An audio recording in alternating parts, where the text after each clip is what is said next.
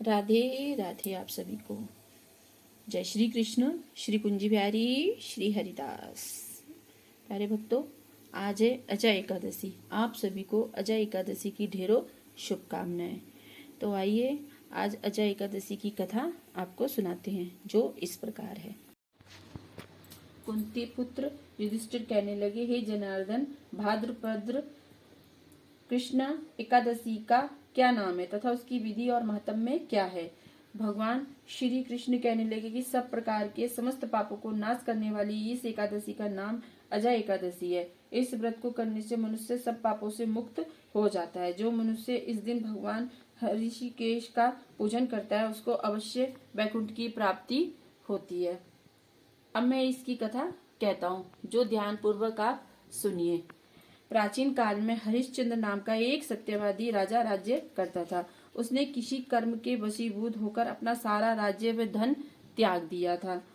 साथ ही अपनी स्त्री, पुत्र एवं स्वयं को भी बेच दिया। वह राजा चांडाल का दास बनकर सत्य को धारण करता हुआ मृतकों का वस्त्र ग्रहण करता रहा, मगर किसी प्रकार से भी सत्य से विचलित नहीं हुआ।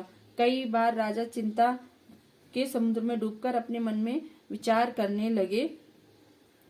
विचारने लगता कि मैं कहाँ जाऊं और क्या करूं जिससे मेरा उद्धार हो सके।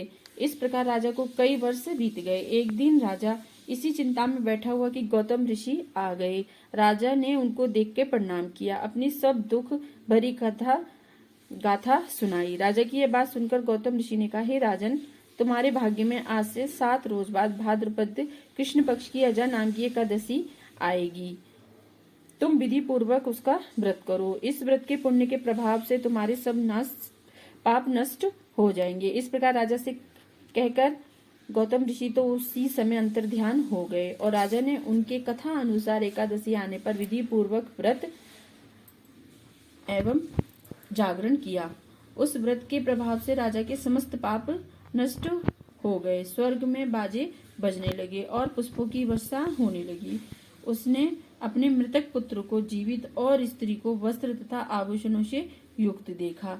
उस व्रत के प्रभाव से उसको पुनः राज्य मिल गया और अंत समय में अपने परिवार सहित स्वर्ग को गया। हे राजन, यह सब अजय एकादशी के प्रभाव से ही हुआ है।